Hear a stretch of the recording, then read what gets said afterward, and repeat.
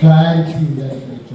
Clarity എന്താ, നമ്മൾ പറഞ്ഞത് തന്നെ ആയിരിക്കണം അവർക്ക് കിട്ടിയത്. ചില ടീച്ചേഴ്സിനോട് ചോദിക്കരുത്, ടീച്ചർ അതേ പറഞ്ഞാൽ ഞങ്ങൾക്ക് ഇങ്ങനെ മനസ്സിലായത് എന്ന് ചിലപ്പോൾ ചില വിഷയങ്ങൾ സംഭവിക്കുന്നത്. എന്താണ് ക്ലാരിറ്റി? നമ്മൾ ആലോചിക്കേണ്ടത് നമ്മൾ പറയുന്നത് ക്ലിയർ ആണ്.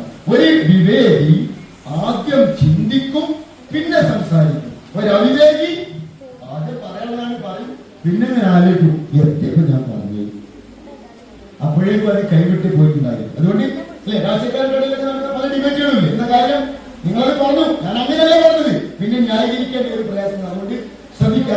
ഇഫക്റ്റീവ് പബ്ലിക് സ്പീക്കിംഗ് എന്ന് പറഞ്ഞ ഒരു പ്രോഗ്രാം തന്നെയുണ്ട്, EPS എന്ന് പറയും. അല്ലെങ്കിൽ നിങ്ങളൊക്കെ പാർട്ടിസിപ്പേറ്റ് ചെയ്യണം. ഇങ്ങനെ ഒരു പബ്ലിക് സ്പീക്കിങ്ങിനുള്ള ചാൻസ് കിട്ടിയാൽ ആദ്യം ഇപ്പൊ നിങ്ങൾ അവിടെ നിന്നിട്ട് മനോഹരമായി സംസാരിക്കും, മൈക്കോട് കൂടി ആവേശം പോകും. പിന്നെ ചിലര് ഒരു വിഷയം വേറെ അവിടെ പറയുകയാണെങ്കിൽ ഫുള്ള് എഴുതി ഉണ്ടാക്കും. അവർ വോയിസ് വിട്ടാൽ മതി, എന്റെ വോയിസ് ഒരു സുഖമല്ല, അവരവന്റെ വോയിസിനെ ഒരു കോൺഫിഡൻസ് ഇല്ലാത്ത ആളുകളുണ്ട്. അങ്ങനെ ആകാൻ പാടില്ല. ആരുടെ വോയിസും പെർഫെക്റ്റാ, അതിലൊരു പ്രശ്നമില്ല. അതിൽ ഒറ്റ പരിഹാരമേ ഉള്ളൂ, പ്രാക്ടീസ്. നിരന്തരമായി വോയിസ് വിടുക, സംസാരിക്കുക, പേടിയില്ലാതെ അവസരം ഉപയോഗിക്കുക. ഈ സാധനത്തിന്റെ പേരെന്താ?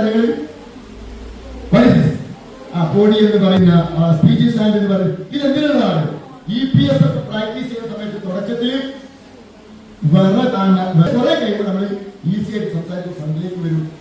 ഒരു കമ്മ്യൂണിക്കേഷൻ നമ്മുടെ ലിപ്സ് മാത്രമല്ല, നമ്മുടെ ബോഡി മൊത്തം സംസാരിക്കും. ബോഡി ലാംഗ്വേജ് വരുന്ന സമയത്ത് അപ്പൊ അത് നമ്മളിങ്ങനെ ഓപ്പറേറ്റ് സംസാരിക്കുന്ന കംപ്ലീറ്റ് ഓഡിയൻസിലേക്ക് കിട്ടുക. അതുകൊണ്ട് ഇതൊന്നും തുടക്കത്തിൽ ഉപയോഗിച്ചോ, ഒരു സ്ക്രിപ്റ്റ് ഉണ്ടാക്കാൻ നോട്ടുണ്ടാക്കാൻ അങ്ങനെയൊക്കെ